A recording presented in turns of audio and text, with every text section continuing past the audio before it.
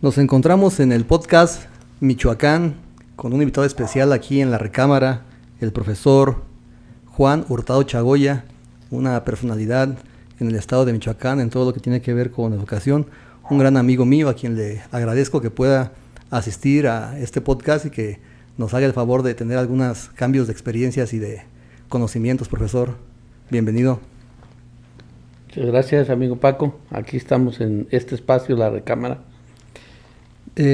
Recuerdo que desde que lo conozco usted se la pasa en diferentes procesos educativos, procesos de investigación educativa, de prácticas educativas, de intercambio de saberes, no solamente en el estado de Michoacán, sino en toda la República.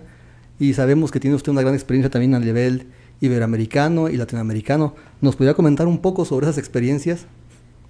Bueno, las experiencias surgen en un marco no solamente contemporáneo, sino en un marco latinoamericano, desde aquellas expediciones que llamaba Simón Bolívar y su maestro Simón Rodríguez. Entonces estamos hablando de una experiencia que tiene ya prácticamente 2 siglos.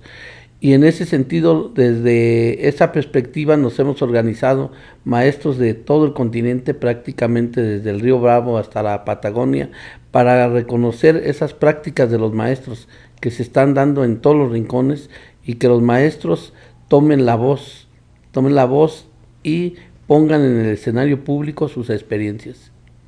Quiere decir, profesor, que estamos hablando de una activa participación social de años de experiencia. ¿Es la participación social el pilar de la política educativa en México?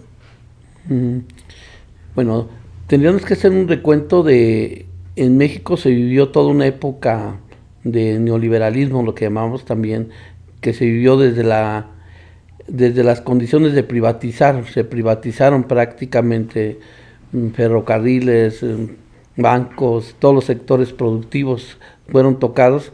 En el sector educativo también se intentó generar un proceso de esa naturaleza, pero los maestros con su capacidad organizativa resistieron, generaron propuestas alternativas que hoy son reflejadas en un proceso que le vamos a llamar la nueva escuela mexicana, y que este ejercicio de la nueva escuela mexicana precisamente retoma estas experiencias de resistencia hacia las políticas neoliberales.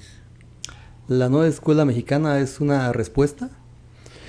La nueva escuela mexicana es una política educativa en el marco de lo que hoy llamamos la cuarta transformación y que va más allá de los procesos educativos. La nueva escuela mexicana es esa visión de país que se tiene, porque la educación no solamente es un asunto didáctico, pedagógico, es netamente un asunto político, y en cada proceso formativo hay una visión del país que queremos. Por eso, cuando está la época neoliberal, naturalmente estaban pensando en un sujeto individual, un sujeto que compitiera, incluso así le llamaba el modelo, por competencias, y en este momento hay un rompimiento hacia construir una sociedad colectiva, hacia construir ciudadanos.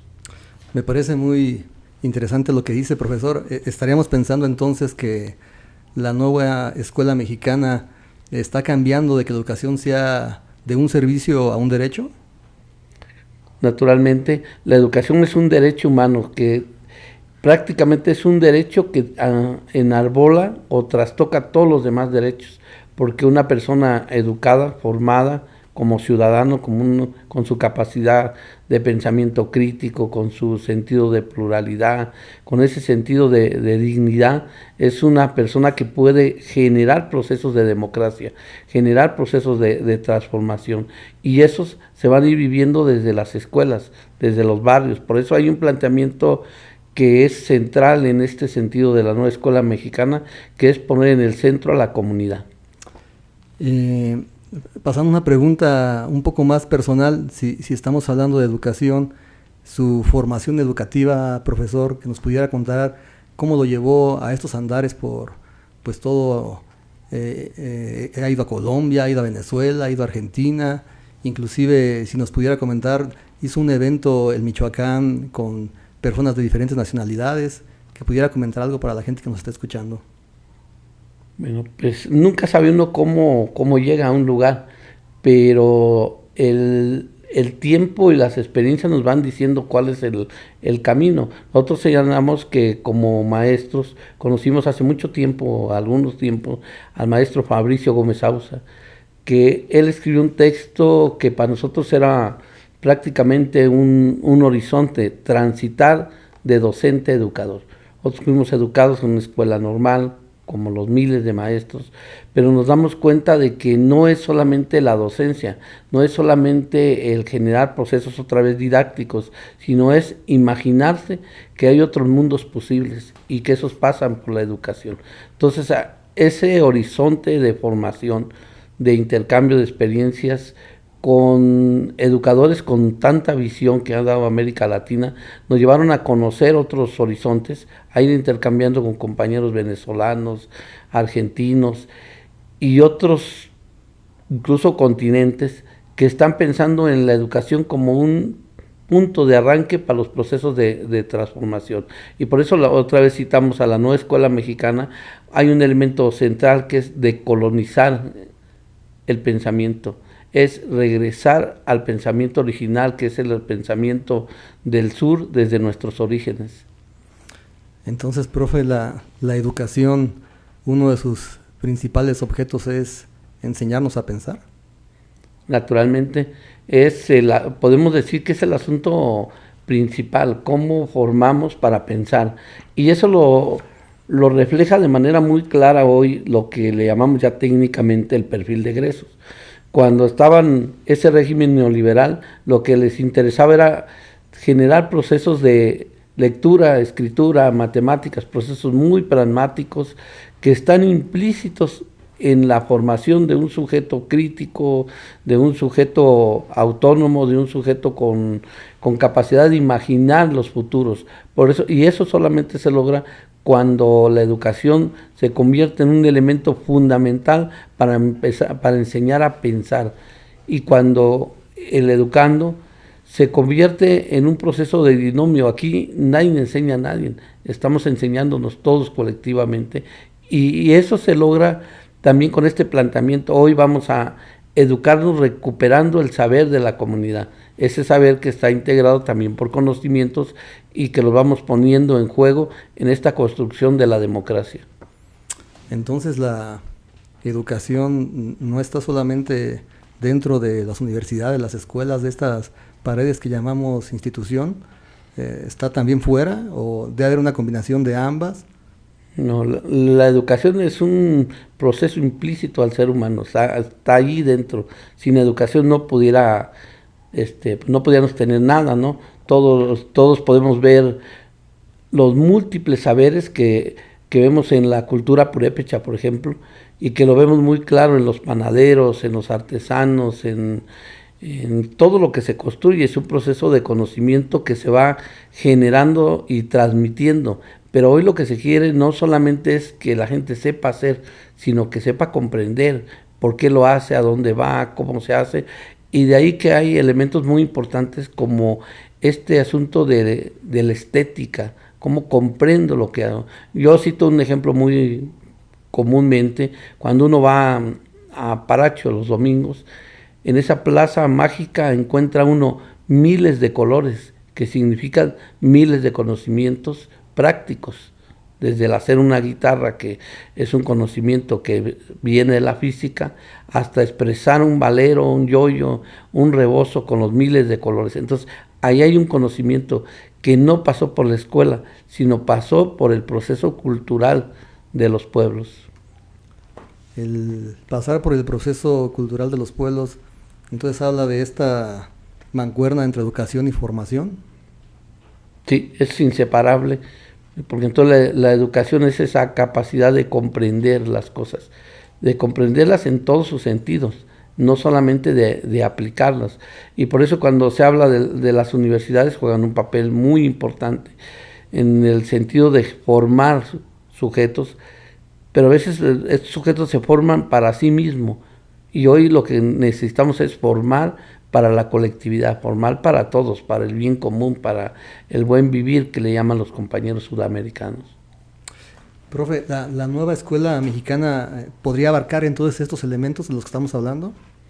¿O los abarca de hecho? ¿O está en proceso? Los abarca, pero está en proceso. No, no es un asunto mecánico otra vez, porque es un rompimiento con todo el paradigma anterior y hoy nos construyen un paradigma que nos invita a poner en el centro algo fundamental que yo vuelvo a citar al maestro Fabricio Gómez Sousa, es la autonomía del maestro. Hoy tenemos la capacidad nosotros de inventarnos y reinventarnos en el hacer práctico de la escuela. Ahorita explicaríamos un poquito cómo es ese proceso. Pues adelante, profesor, está en su casa, explíquenos un poquito para que la gente, sobre todo los jóvenes, empiecen a interesarte por estos procesos educativos y sean participativos en ello. Bueno, anteriormente lo que valía era que el educando o el estudiante pasara un examen que muchas veces era memorista. Incluso hoy sabemos que los maestros se dedicaban a preparar 1, 2, 3 alumnos para que pasaran ese examen, que no representaba el sentido de la vida. Y hoy hay un ejercicio, 3 ejercicios fundamentales para este cambio. El primero es poner a la comunidad en el centro. ¿Qué significa eso? Que los procesos de aprendizaje tienen que ser útiles, tienen que responder a las necesidades que tenemos. El segundo es la autonomía que tiene el maestro. Hoy el maestro puede generar sus contenidos curriculares, sus procesos curriculares, y eso hay una libertad total de hacerlo. Aquí viene un ejercicio, esto no va a ser de la noche a la mañana, porque el 100% de maestros o de educadores fuimos formados en los esquemas neoliberales. Eso implica cómo lo vamos a hacer, y ahí daríamos una observación. Y el tercero es la parte metodológica, son los proyectos, o sea, vamos a aprender en base a proyectos, y entonces el proyecto siempre va a ser un ejercicio práctico, que empieza en el aula, pero que va a terminar en ejercicios complejos con la comunidad. Por lo tanto, cada proyecto va a ser un ejercicio que puede repercutir en la vida del contexto de la escuela. Y donde no hay una escuela, prácticamente hay escuelas en todo el país, en todos los rincones. El sistema educativo está hoy en todos los rincones del país. Cuando hizo usted el evento iberoamericano aquí en Michoacán, ¿nos podría comentar un poco de cómo logró traer a diferentes personalidades? ¿Cómo fue ese proceso? Si lo ayudaron, ¿cómo pudo traer tantas personas de diferentes países, congregarlas a una situación de intercambio de saberes y de prácticas educativas? Sí, bueno, nosotros pertenecemos a un movimiento que se reúne cada 3 años en algún país de América Latina. En esos vamos al 10º, por lo tanto son 30 años, incluyendo el periodo de la pandemia, que lo hicimos virtual. Y en ese sentido nos hemos encontrado con maestros que son capaces de viajar, de retomar este elemento que le llamamos expedición pedagógica. La expedición pedagógica y las redes tienen un sentido común. A la red solamente asiste el compañero que tiene una experiencia para compartir. Y en ese momento yo comparto un saber con otro compañero, con otro educador, con una comunidad. Entonces me convierto en un sujeto capaz de construir conocimiento, capaz incluso de, en términos más prácticos, ahorrar durante 3 años. Y de ahí que nosotros generamos las condiciones en el 2017 para que llegaran 700 maestros de América Latina. Quiero decirles que, bueno, la gente se reía de eso, las autoridades, porque decían, eso es imposible, que van a durar 15 días. Pues sí, duraron 15 días aquí en el estado de Michoacán, y no solamente en el estado de Michoacán, otros 5 estados de la República, pero en Michoacán como sede.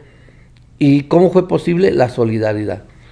Los compañeros no gastaron ni un peso en los primeros 5 días, porque en todos lados se les pagó el transporte, la alimentación, el hospedaje, ¿a cambio de qué? De que ellos compartieran su saber. Y de ahí quedaron muchos saberes que hoy van a ser expresados en el encuentro de Argentina. Queremos decirle que hoy nos toca ir a Argentina en el julio del 2024, y hay experiencias en todo el territorio michoacano, prácticamente